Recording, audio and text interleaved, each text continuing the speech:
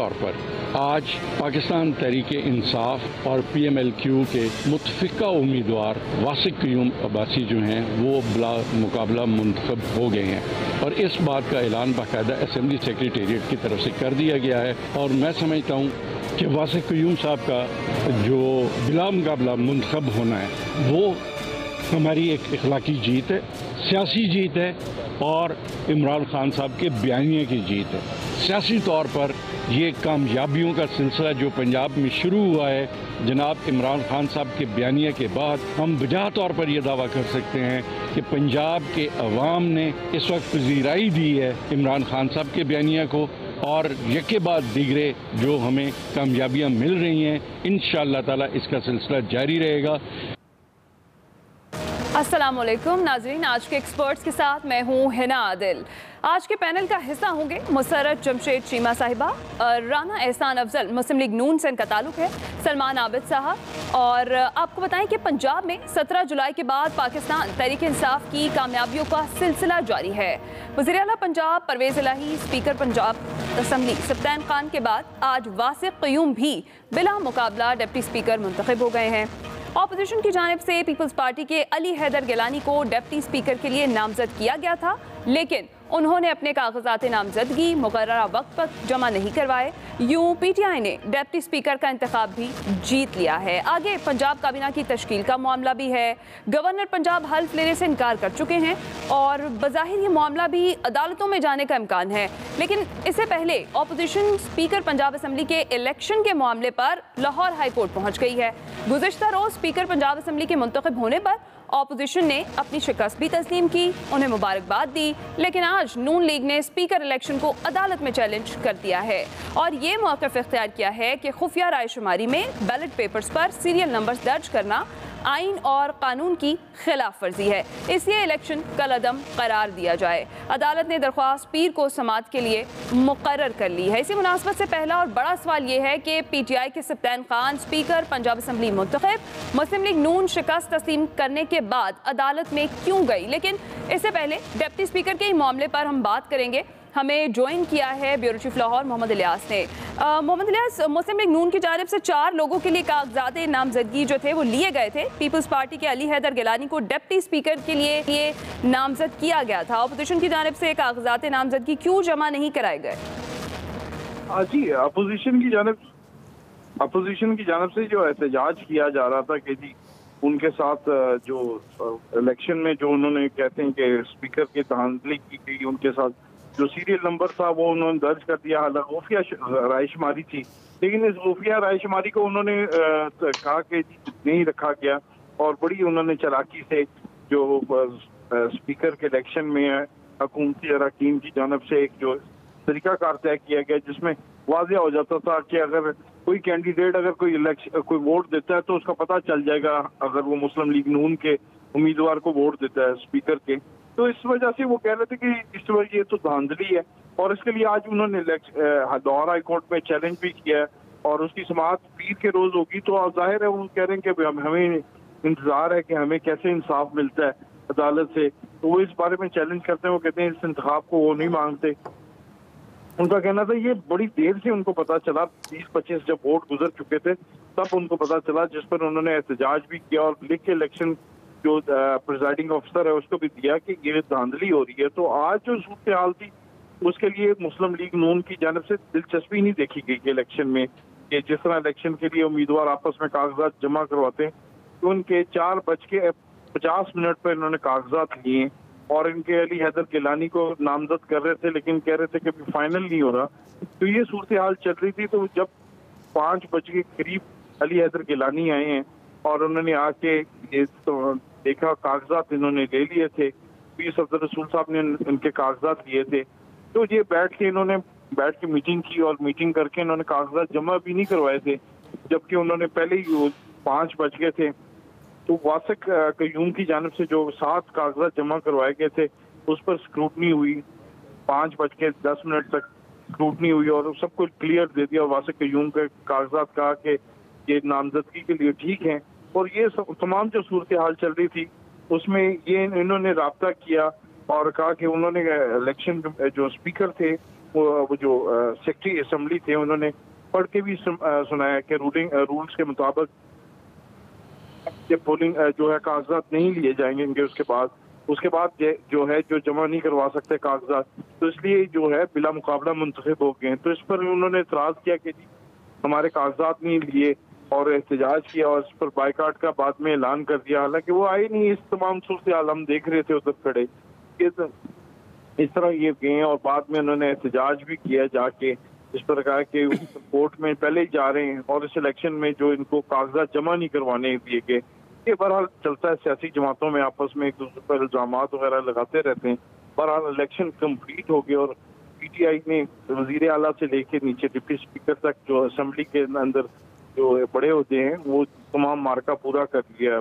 اب کیبنٹ انہوں نے بنانی ہے مسلم لیگ آف اور پی ٹی آئی کے جو اراکین ہیں، تو اس کے بعد جو صورتحال ہوگی پنجاب میں وہ کس طرح چلا سکیں گے، کیونکہ گورنر کی جانب سے تو یہی کہا جا رہا ہے کہ میں حلف نہیں دوں گا. اب اس کے لیے بھی کوئی طریقہ کار واضح کرنا پڑے گا. اور آج الیکشن جو تھے وہ یہ تھا کہ الیکشن کل ووٹنگ ہونی تھی، لیکن اب بلا مقابلہ ہو گئے. کل وہ جو واسق قیوم ہیں وہ اپنا اوتھ لیں گے اور اس طرح یہ تمام پروسیس ہے جو مکمل ہو جائے گا. ٹھیک ہے سلمان عابد صاحب، آپ کے خیال میں اپوزیشن نے ڈپٹی اسپیکر کے لیے میدان کیوں کھلا چھوڑ دیا آج؟ دیکھیں، ایک تو ان کو کل کے نتیجے کے بعد پتہ چل گیا تھا کہ اس الیکشن کے ذریعے ہمیں کچھ نہیں ملنا، اور اپنی سچویشن کو دیکھتے ہوئے یہ اندازہ ان کو ہو گیا کہ اس میں اگر ہم وڈرا کر لیں اپنے آپ کو تو ہم ایک فیس سیونگ کر سکتے ہیں. آپ کو یاد ہے کہ اسپیکر کے انتخاب میں بھی رانا ثناء اللہ صاحب نے کہا تھا کہ وہ ایک بڑا سرپرائز دیں گے، لیکن وہ سرپرائز تو نہیں نکلا، اور وہ سرپرائز یہی نکل آیا کہ وہ ان کا جو امیدوار تھا وہ انتخابی میدان کے اندر اپنے نمبرز جو ہے وہ اس کو برتری دے نہیں سکا. تو مجھے لگتا ہے کہ مسلم لیگ نون میں بائی الیکشن کے نتائج کے بعد ایک فرسٹریشن تو بڑی ہے، اس میں تو کوئی ڈاؤٹ نہیں ہے. ان کو لگا ہے کہ پنجاب میں ہماری حکومت جو ہے جو ہمارے پاس آ گئی تھی وہ ختم ہوئی ہے، اور اس کے بعد پھر اسپیکر اور ڈپٹی اسپیکر کا معاملہ. اب ڈپٹی اسپیکر نے تو دیکھیں نا بڑی قربانی دی تھی پی ایم ایل این کے لیے، اور جو رولنگ دی اور اس کے نتیجے میں حمزہ شہباز صاحب محفوظ ہو گئے، لیکن پھر وہ سپریم کورٹ میں جا کے پٹ گئی. اب دوسری بات جو بڑی امپورٹنٹ ہے کہ کل جب آپ ان کو مبارکباد دے رہے ہیں تو اس کا مطلب ہے کہ آپ نے نتائج کو قبول کر لیا ہے. اسی طریقے سے ضمنی انتخابات کے بعد مریم نے جس طرح سے مبارکباد دی، اپنی شکست کو تسلیم کیا، معاملہ ختم ہو جانا چاہیے تھا، لیکن پھر ہم کورٹوں کے اندر چلے گئے. اب آج جو ہے وہ پھر حمزہ شہباز صاحب نے کہا کہ ہم تو عدالت میں جا رہے ہیں، رانا مشہور صاحب نے کہا. یہ جو ہمارے اندر ایک شوق اٹھتا ہے نا کہ ہم اپنے سیاسی معاملات کو سیاسی پلیٹ فارم پہ حل کرنے کی بجائے بار بار عدالتوں کی کندھوں پہ بندوق رکھ کے اپنے مفاد کی گیم کھیلنا چاہتے ہیں، اس سے بلا وجہ کی عدلیہ اور سیاسی میدان کے اندر جو تلخی بڑھ رہی ہے وہ ہم نے مرکز میں بھی دیکھی ہے سپریم کورٹ کے فیصلے کے بعد، اب ہم پنجاب میں بھی دیکھ رہے ہیں. تو میرا خیال ہے کہ یہ کوئی اچھی نشانی نہیں ہے پاکستانی سیاست کے لیے کہ سیاستدان اپنے مسئلے تو خود حل نہیں کر پا رہے اور بار بار کورٹوں کی طرف جا کر ساری بات وہاں پہ پھینک دیتے ہیں. جیسے بھی الیاس صاحب نے کہا کہ گورنر نے حلف اٹھانے سے انکار کیا ہوا ہے بظاہر، اب وہ جائیں گے تو پھر لاہور ہائی کورٹ کے چیف جسٹس صاحب حلف لیں گے. کون لیں گے؟ آپ کو یاد ہے حمزہ شہباز کا حلف لینے کے لیے عدالتی فیصلے کے تحت اسپیکر قومی اسمبلی جو ہے راجہ پرویز اشرف صاحب وہ یہاں پر آئے تھے تو حلف لیا تھا. تو میرا خیال ہے کہ اب سیاستدانوں کو کچھ اپنی پولیٹیکل میچورٹی شو کرنی چاہیے. یہ جو ہے نا ماننے والی بات، نتائج کو تسلیم نہ کرنا، ایک ریٹن آن دا وال ہے. پتہ ہے آپ کو ان کے 186 لوگ ہیں اور ان کو 185 ووٹ ملے ہیں، ایک ووٹ ان کا مسترد ہوا. اس کا مطلب ہے کہ اب ہمیں مان لینا چاہیے پروسیس کو، لیکن ہم کر کیا رہے ہیں؟ ہم کیونکہ محاذرائی پیدا کرنا چاہتے ہیں نا، اور محاذرائی پیدا کر کے اپنا نتیجہ نکالنا چاہتے ہیں کہ دیکھیے ہمیں تو دیوار سے لگایا گیا ہے، ہمیں تو ہرایا گیا ہے، ہم تو ہارے ہوئے نہیں تھے. اور دوسری بات ہے کہ مثال کے طور پہ مان بھی لیا جاتا کہ اس خفیہ ووٹنگ کے ذریعے اس اسپیکر کے انتخاب میں مسلم لیگ نون کے جو ہے کھوکر صاحب وہ الیکشن جیت جاتے تو کیسے جیتتے؟ وہ اسی طرح سے جیتتے نا کہ آپ پی ٹی آئی کے لوگوں کو توڑتے، اور پی ٹی آئی کے لوگ جب توڑنے تھے تو وہ کس بنیاد پہ توڑنے تھے؟ آپ ان کو کچھ گیو اینڈ ٹیک کرتے پھر وہ توڑتے، وہی لوٹا کریسی، وہی پیسہ، وہی دھن دولت کے اوپر استعمال. تو میرا خیال ہے کہ سیاستدان جو ہے اب وقت آ گیا کہ جس جگہ پر انہوں نے پاکستان کے کرائسس کو پہنچا دیا ہے وہ یا تو اپنی پولیٹیکل میچورٹی دکھائیں یا خدارہ اپنے آپ کو وڈرا کریں اور نئے لوگوں کو آنے دیں. یہ اس قسم کی سیاست، جس قسم کی سیاست ہم کرنے کی کوشش کر رہے ہیں، اس کے نتائج منفی طور پر پاکستانی سیاست پر بھی پڑیں گے اور پاکستانی पाकिस्तानी जमहूरियत पे भी पड़ेंगे। ठीक है, राना एहसान अफजल साहब, आपकी जानिब आऊँगी। जैसे सलमान आबिद साहब ने भी कहा कि स्पीकर पंजाब असम्बली के मुंतखब होने पर अपोजिशन ने अपनी शिकस्त भी तस्लीम की, उनको मुबारकबाद भी दी, और आज लेकिन स्पीकर इलेक्शन को जो है लाहौर हाई कोर्ट में चैलेंज कर दिया गया है। शिकस्त तस्लीम करने के बाद नून लीग ने ये स्पीकर का इलेक्शन चैलेंज क्यों किया है, क्या वजह है इसकी? बिस्मिल्लाहिर्रहमानिर्रहीम। ये जो इलेक्शन था ये धांधली ज़दा इलेक्शन था, क्योंकि आर्टिकल 226 कहता है कि सीक्रेट बैलेट के साथ ये स्पीकर और डिप्टी स्पीकर का जो है इलेक्शन होता है। ये रूह है उस आर्टिकल 226 की, और आपने अगर इलेक्शन कराना है किसी रूल के मुताबिक कराना है, अपनी मर्जी से नहीं कराना। अब यहाँ आपने क्या किया कि पेपर और काउंटर फॉइल जो था वो सीरियल नंबर पे था। इसका मतलब है कि जो सीक्रेसी ऑफ वोट है उसकी वायलेशन की आप ट्रेस कर सकते हैं कि वोट किसने किसको डाला। और देखिए ये स्पीकर का इलेक्शन है, ये चीफ मिनिस्टर का इलेक्शन नहीं है। तो जो स्पीकर होता है वो एक न्यूट्रल ओहदा होता है, उसने अपना जो गैर जानिबदारी के साथ उसने चलाना होता है हाउस। तो उसके अंदर ये लाजमी नहीं है कि अब सीक्रेट बैलेट जब कॉन्स्टिट्यूशन का आईनी हिस्सा है तो उसको इंश्योर करना चाहिए। सबसे बड़ी तो ये धांधली हुई। दूसरा, जो पैनल ऑफ चेयरमैन रखे थे वो भी सारे ट्रेजरी बेंचेस के थे, ये दूसरी धांधली थी। तीसरा ये था कि जो गवर्नर होता है, ये Punjab procedure of Punjab assembly जो 1997 का जो एक्ट है उसके तहत गवर्नर ने कॉल करना होता है इलेक्शन, वो भी नहीं किया गया। तो हर लिहाज से इस इलेक्शन को चोरी किया गया है, धांधली ज़दा इलेक्शन है। और हमारी प्ली थी इस्लामाबाद हाई कोर्ट से कि वो भी रात को अदालत खोलती और इसका फैसला करती। और जब हमने जाना है डिप्टी स्पीकर के इलेक्शन में और वहां भी यही अगर आपने धांधली करनी है और इसी तरह से हाईजैक करना है इलेक्शन का, तो उसका फायदा कोई नहीं है डिप्टी स्पीकर के इलेक्शन का। यहाँ हमें और ये तज्जिया देना कि जी ये कौन सा ऐसी बात है, भाई एक रूल है, एक लॉ है, कानून है, आपने उसको रूबहू जो है वो इंप्लीमेंट करना है। अगर सीक्रेट बैलेट का लॉ है तो उसको इंश्योर करें। आप कैसे कह सकते हैं कि हम इसको सीरियल नंबर कर देंगे और जी जिसके जितने जहां वोट हैं उसने उतनी डालने। आपका काम है आप रूल और लॉ की इंप्लीमेंटेशन करें, फ्री एंड फेयर इलेक्शन हो। ये फ्री फेयर इलेक्शन नहीं था, ये बेसिक सी बात है। अब इसको अगर आप रद्द कर दें और जो तज्जियाकार है वो भी कहे कोई बात नहीं ये तो चलता है, तो मैं नहीं समझता ऐसे चलना चाहिए। अगर हम कायदे का कानून को इसी तरह रद्द कर देंगे, अगर हम रूल्स ऑफ प्रोसीजर को रद्द कर देंगे, तो फिर तो ये मुल्क चल ही रहा है, चलता रहेगा जिस तरह चल रहा है। ठीक है, मुसर्रत चीमा साहिबा, जैसे नून लीग की तरफ से ये एलिगेशंस लगाए जा रहे हैं कि फेयर इलेक्शन नहीं था, फ्री एंड फेयर इलेक्शन नहीं था, सीक्रेसी ऑफ वोट की जो है वो वायलेशन की गई है, आप क्या कहेंगी इस पे? देखिए हिना, बड़े अजीबो गरीब किस्म के लॉजिक्स और आर्गूमेंट्स आ रहे हैं PMLN की तरफ से, समझ से बाहर है। बिल्कुल ये वो वाला आर्गूमेंट है जिस तरह हमजा साहब ने बच्चों के फंक्शन की तकरीब में कहा था कि बच्चों करप्शन तो होती है, वो तो होती रहेगी। भाई मुझे ये बताएं कि आपका नंबर कितना है? अगर हॉर्स ट्रेडिंग बंद हुई है, अगर DC हुए हैं लोटे, मुनहरिफ अराकीन, दोबारा इलेक्शन हुआ है, उसी के पेश नज़र ये सारी एक्सरसाइज हो रही है। मैं कंप्लीट कर लूँ जी। अच्छा, उसके बाद अभी मुझे ये बताएं कि इनके मेंबरान कितने थे? यानी कि अगर लीगलाइज कर दिया जाए, लाइसेंस दे दिया जाए दोबारा कि अगर ये पैसा लगाएं, ये कुछ लोगों को खरीद लें और वो इनको वोट कर दें, वो फेयर फ्री इलेक्शन है। मुझे ये बताएं, इनसे ये पूछा जाना चाहिए कि क्या ये सवाल तब उठाते कि ये फ्री एंड फेयर नहीं था जब हमारे जितने अराकीन थे उनमें से ज्यादा तादाद में हमारे वोट निकलते। हमारे तो 185 इसलिए निकले बिकॉज एक हमारा वोट रिजेक्ट हो गया, कुछ इनके वोट रिजेक्ट हुए हैं जिसकी इनको तकलीफ है। ये पता करें अपने सफ़ों में कि लोग इस तरह से क्यों कर रहे हैं। अगर ये 8 लोगों पे, ये सुनने में है, अब मुझे इसकी एविडेंस मेरे पास नहीं है कि जी 8-10 लोगों को फिर इन्होंने बेचारे सैफुल मुल्क खोखर साहब के पैसे लगा दिए और वो वोट इनको चूंकि पड़े नहीं है, उसकी क्या वजूहात है, तो ये इस तरह सीख पा हो रहे हैं। इंपॉर्टेंट चीज ये है, बहस ये होनी चाहिए कि मजीद हम अपने लिए और तमाम जो पॉलिटिकल प्रोसेस है उसमें आसानियां कैसे लेके आए कि लोग चोर दरवाजे और एक दूसरे का मैंडेट चोरी ना कर सके, खरीद ना सके, इन्फ्लुएंस ना कर सके।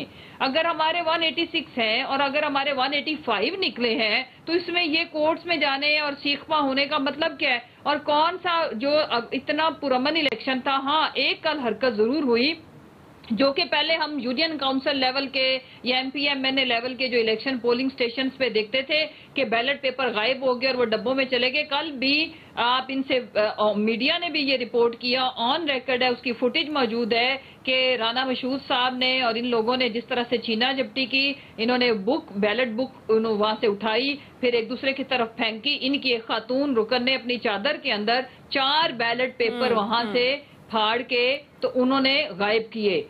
ये उससे पहले बिल्कुल जबरदस्त इलेक्शन हो रहा था। अब इन्होंने ये वो मुख्तलिफ मेंबरान के थ्रू चूंकि वो डालने थे तो पोल ये खुला कि जी अगर ये गलत वोट डाल भी गया, पैनिक कर गई ना हम लोग भी और ये भी, तो हमें जो वहां का जो स्टाफ था जो इलेक्शन कंडक्ट करा रहा था, उन्होंने कहा था कि अब सीरियल नंबर ये मौजूद है, क्योंकि उसका आधा हिस्सा तो आपको पता है ना रह जाता है, तो वो पता लग जाएगा कि अगर किसी ने गलत वोट डाला। ये इस चीज की तकलीफ है। अगर कल इन्होंने जो असेंबली के अंदर जो बाहर के पोलिंग स्टेशन आम जनरल इलेक्शन के होते हैं वो वाले सीन इन्होंने असेंबली में भी करने की कोशिश की, जो कि इंतहाई अफसोसनाक है। हम ये चाहते हैं कि एक दूसरे के मैंडेट का एहतराम किया जाए। अब ये मैदान से भाग गए बिकॉज इनको ये खतरा पड़ गया कि ज्यादा एक्सपोज होंगे। एक्सपोज होने का मतलब ये है कि इनके कुछ लोग और हैं जो गायब होंगे, जो वोट नहीं करेंगे इनको, मतलब हमें भी नहीं करेंगे। मैं ये नहीं कह रही कि हम उनको खरीदेंगे या हमारे साथ आएंगे, लेकिन इनको वोट नहीं करेंगे। इनका नंबर चूंकि हर आने वाले इलेक्शन में घटेगा, कम हो रहा है। लोग इनसे इनके बयानिए, इनके बटे हुए बयानिए से, इनके शिफ्टेड बयानिए से, इनके मूड स्विंग्स वाले बयानिए से, कभी ट्विटर अकाउंट चलता है कभी बंद होता है, इसलिए इनके लोग घबराए हुए हैं, परेशान हैं, इनका साथ छोड़ रहे हैं। बिकॉज उसकी वजह कि अब ये खानदान भी तो आपको पता खानदानी सियासत थी, रियासत बनाया हुआ था इन्होंने इस मुल्क को अपने घर के अब्बा की, उसमें भी फूट पड़ गई है, तो जिसकी वजह से इनके लोग डिवाइड हो चुके हुए हैं। जिसको ये अब कभी कभी उस पे गुस्सा उतार, कभी मुझे ये बताएं कल ऐसा क्या हमने किया जिसके ऊपर ये कोर्ट में गए हैं? पहला ये सवाल होना चाहिए। कल क्या इलेक्शन फेयर फ्री नहीं था? हमने कहाँ इन्फ्लुएंस किया? क्या हमने गवर्नमेंट मशीनरी की तरफ आपके ख्याल में इलेक्शन फ्री फेयर ही था, कोई इन्फ्लुएंस जो है वो नहीं किया गया है? एक्सपर्ट्स की राय आपने जानी। आज का दूसरा बड़ा सवाल होगा PTI के खिलाफ ममनुआ फंडिंग का केस, हुक्मरान इत्तेहाद क्या कुछ हासिल कर सकता है इससे? इस पर एक्सपर्ट्स की राय जानेंगे एक ब्रेक के बाद। इमरान खान पाकिस्तान के सबसे बड़े फंड गेटर है। ओवरसीज पाकिस्तानी के खिलाफ जो ये नफरत का इजहार कर रहे हैं, ये हैरान कुन है। IMF से तो हम $3 बिलियन ले रहे हैं, ओवरसीज पाकिस्तानी ने तो $31 बिलियन भेजा है पाकिस्तान को। पहले इन्होंने उनका वोटिंग राइट खत्म कर दिया कि नहीं ये सारे इमरान खान को वोट देंगे, उसके बाद आके अब ये उनके कह रहे हैं कि जी ये फंडिंग ना किया करें। तो वोटन ने भी जो भेजा था वो भी क्रिकेट मैच हुआ था, इमरान खान ने सालों के बाद जाके वहां पे बॉलिंग की थी उस मैच में, और उसमें लोग आए, उन्होंने पैसे दिए, वो पैसे जो है ब्रिटिश लॉज में भी एफिडेविट हुआ। यहाँ पे मैं इलेक्शन कमीशन ऑफ पाकिस्तान में आरिफ नकवी ने एफिडेविट दिया और उन्होंने कहा कि ये बिल्कुल लीगल पैसा है, और आरिफ नकवी पाकिस्तानी है, उन्होंने वो पैसा भेजा, वो पैसा जो है वो लीगल तरीके से पाकिस्तान आया, लीगल तरीके से डिक्लेयर हुआ। तो मैं ये समझता हूँ इलेक्शन कमीशन ऑफ पाकिस्तान को केस का फैसला है वो पीपल्स पार्टी, PMLN और PTI का केस इकट्ठा लोगों के सामने रखा जाए, कंपैरिजन आए PTI की फंडिंग कैसे होती है, नून की फंडिंग कैसे होती है, पीपल्स पार्टी की फंडिंग कैसे होती है। इन तीन का तो इसलिए फौरन करते हैं कि इनका मुकम्मल है स्क्रूटनी, उसके बाद जरा JUI की भी फंडिंग करें, बाकी पार्टीज का भी करें। और ये मैं समझता हूँ कि फंडामेंटल राइट है पाकिस्तान के लोगों का जानना कि पॉलिटिकल पार्टीज अपनी फंडिंग कैसे करती हैं, क्योंकि उनकी जो फंडिंग ट्रेंड है वो आपको फिर बताएंगे कि उनकी पॉलिसीज क्या होंगी, कौन कौन सा सेट क्या रोल प्ले कर रहा है, कौन कौन कैसे जो है वो पैसे खर्च कर। नाज़रीन, पाकिस्तान तहरीक इंसाफ के खिलाफ ममनुआ फंडिंग का केस तकरीबन 8 साल से इलेक्शन कमीशन में ज़ेर इल्तिवा है। इसको लेकर PTI पर सख्त किस्म के इल्ज़ामात लगाए जा रहे हैं। ममनुआ फंडिंग से मुतालिक फाइनेंशियल टाइम्स की एक तहलका खेज रिपोर्ट भी सामने आई है, जिसमें इंकशाफ किया गया है कि बरतानिया में खैराती काम के लिए इकट्ठे किए गए लाखों डॉलर पाकिस्तान तहरीक इंसाफ को मुंतकिल हुए और इसे सियासी मकासद के लिए इस्तेमाल किया गया। लेकिन तहरीक इंसाफ ने इस रिपोर्ट को मुस्तरद कर दिया है, मगर हुक्मरान इत्तेहाद की जानिब से फाइनेंशियल टाइम्स की रिपोर्ट को इमरान खान के खिलाफ संगीन फर्द जुर्म करार दिया जा रहा है और इलेक्शन कमीशन पर फौरी फैसला करने का दबाव बढ़ाया जा रहा है। और धमकी भी दी जा रही है कि अगर ममनुआ फंडिंग केस का फैसला जल्द ना किया गया तो इलेक्शन कमीशन के बाहर धरना दिया जाएगा। इसी से मुतालिक सवाल है कि पीटीआई के खिलाफ ममनुआ फंडिंग केस, इससे हुक्मरान इत्तेहाद को क्या कुछ हासिल हो सकता है। राना एहसान अफजल साहब, आपकी जानिब आऊंगी। पीटीआई की जानिब से दावा किया जा रहा है कि ये फॉरेन फंडिंग का केस नहीं है, ये ममनुआ फंडिंग का केस है, और जैसा कि ममनुआ फंडिंग की ज़्यादा से ज़्यादा सज़ा जो है वो फंड्स जो हैं वो सीज हो जाते हैं। अगर फैसला आ भी जाता है तो हुकूमत को इससे क्या फ़ायदा होगा?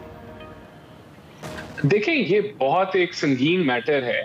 फाइनेंशियल टाइम्स पहले तो एक रिप्यूटेबल कंपनी है, अगर इनको इख्तलाफ है उसके आर्टिकल से तो उसको ये सू करें यूके में जाके, जिस तरह हमने इनके झूठे जो इल्जाम थे उनको सू किया था और वहां हम जीते थे और वहां हमने क्लीन चिट ली उधर से। देखिए, ये मामला जो फाइनेंशियल टाइम्स का है वो बड़ा सीधा है। पाकिस्तान का लॉ ये कहता है कि आप फॉरेन नेशनल और फॉरेन कंपनी से फंडिंग नहीं ले सकते, और अगर आप लेते हैं तो वो इलीगल है और उसको फॉरेन फंडिंग या ममनुआ फंडिंग जो है वो किया जाएगा। ये आर्टिकल आपको ये बता रहा है कि वुटन क्रिकेट कंपनी के अंदर जो है उन्होंने उससे $2 मिलियन लिए गए और फिर एक दफा $1.3 मिलियन लिए गए, और इस कंपनी से सिर्फ उस मैच की मद में जो है वो फंडिंग नहीं ली गई। थोड़े अरसे बाद एक जो रॉयल फैमिली का जो एक वजीर था यूएई का, उसने भी जो है वो फंडिंग की।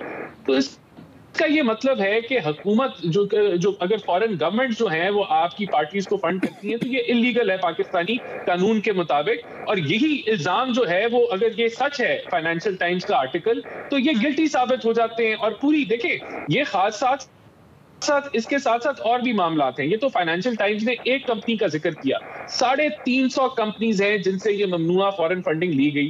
उसके बाद 88 ऐसे जो है वो इंडिविजुअल्स हैं जिनका तल्लुक इंडिया से है और जिनका तल्लुक इजराइल से है, जिनसे जो है ये फॉरेन फंडिंग ली गई, जो कि इलीगल है। आप फॉरेन नेशनल से फंडिंग ले ही नहीं सकते। उन्होंने क्यों फंडिंग दी, ये एक अलग सवाल बनता है। लेकिन इसके साथ साथ जो अगली चीज है वो ये है कि दर्जनों अकाउंट तो पाए गए हैं, मिस डिक्लेरेशंस हैं। फिर आपने वो जो ये कहते हैं ए बी या फलूदे वाला, इनके तो अपने निकले, अपने मुलाजमीन के अकाउंट्स में ये फंडिंग ली गई और फिर उसमें खुर्द भी हुई, वो कहाँ गए पैसे, किधर इस्तेमाल हुए, वो गबन कर लिए गए। ये सारे मामला जो हैं, यहाँ आपका एक ऐसा वजीर आजम था जिसको आपने अपने बेटे से तनख्वाह ना लेने पे जो नहीं आप ठीक कह रहे हैं राना एहसान अफजल साहब, आप बिल्कुल ठीक कह रहे हैं, लेकिन मेरे सवाल का आपने जवाब नहीं दिया कि ममनुआ फंडिंग का जो केस होता है उसमें ज्यादा से ज्यादा पेनल्टी तो यही होती है कि जो फंड्स हैं वो सीज कर दिए जाते हैं, तो फिर इससे क्या सियासी मकासद हासिल हो सकते हैं?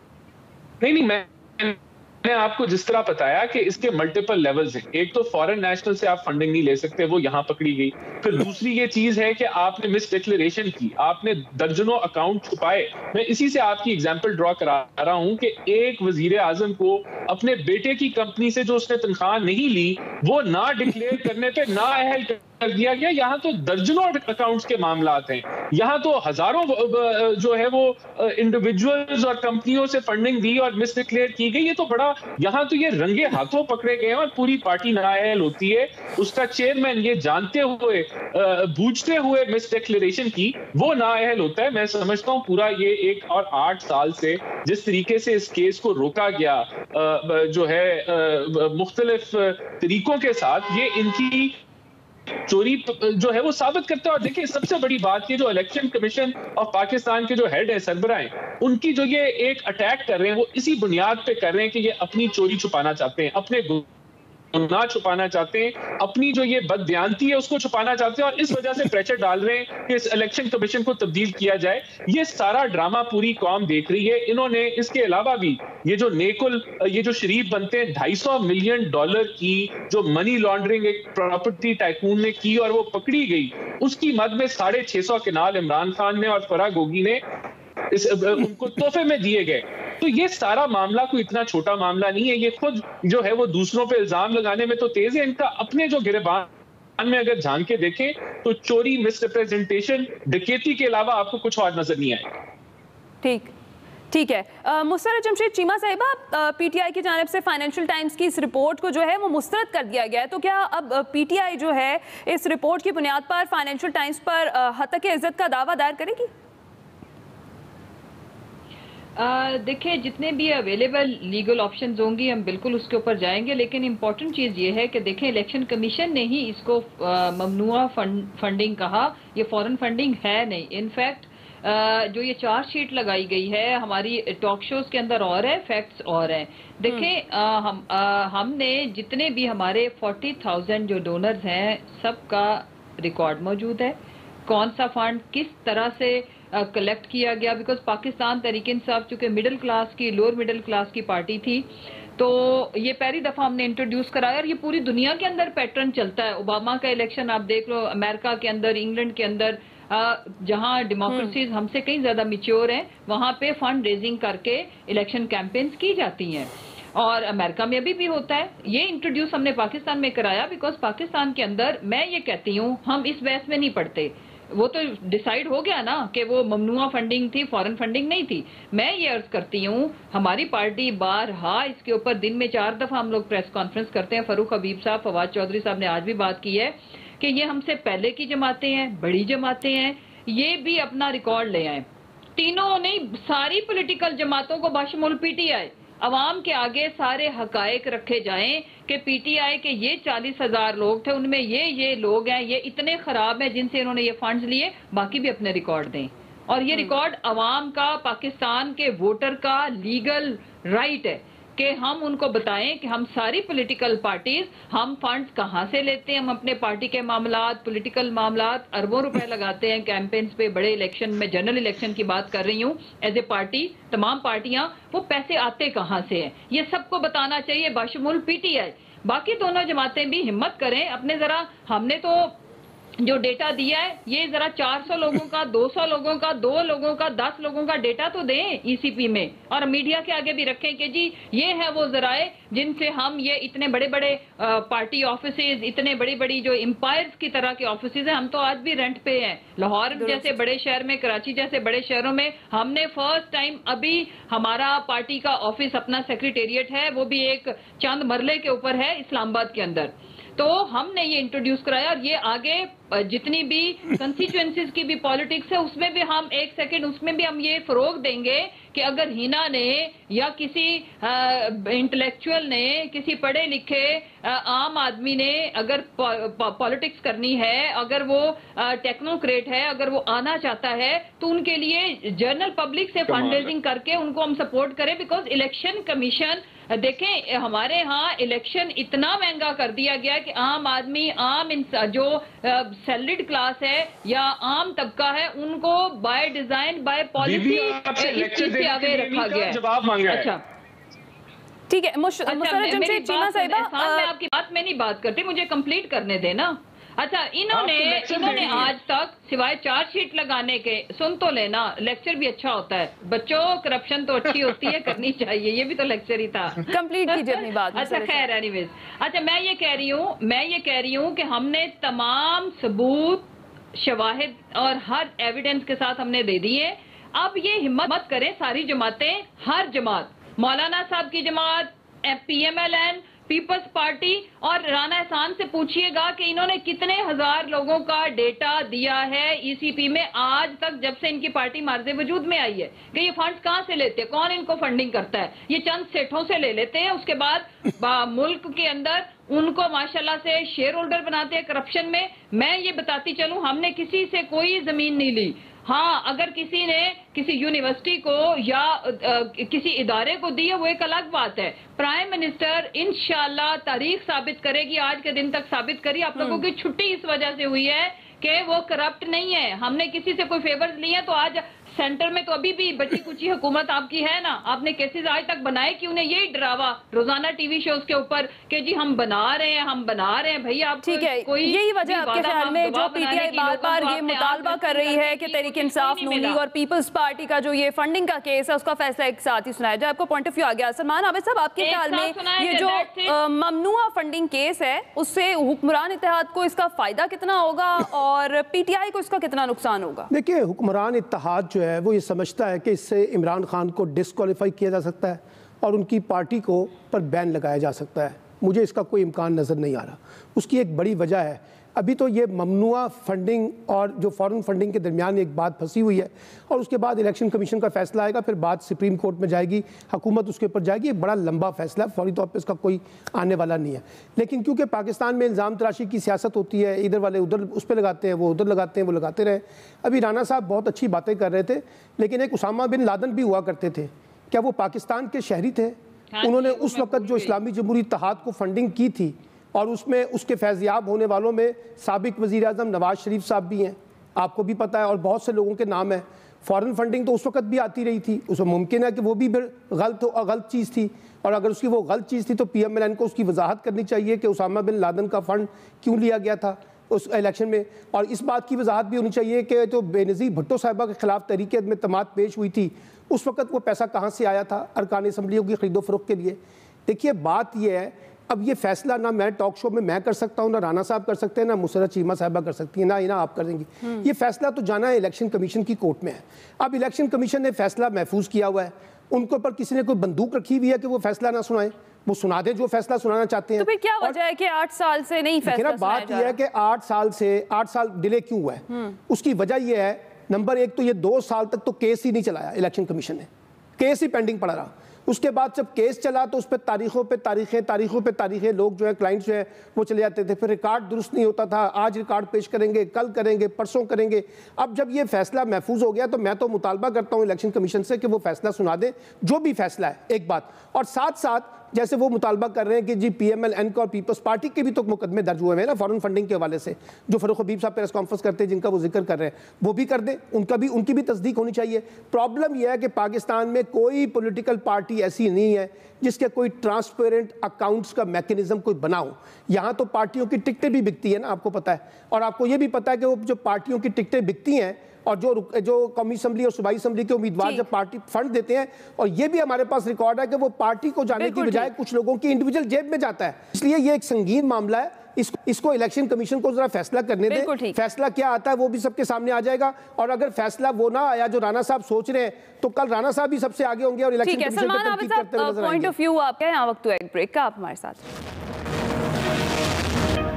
Welcome back. मुसर्रत साहिबा, एक तरफ PTI बाएतमाद इलेक्शन कमीशन चाहती है तो दूसरी तरफ इमरान खान हुकूमत के साथ बैठने को तैयार नहीं है, तो कैसे एक बाएतमाद इलेक्शन कमीशन का जो है क़याम अमल में आएगा?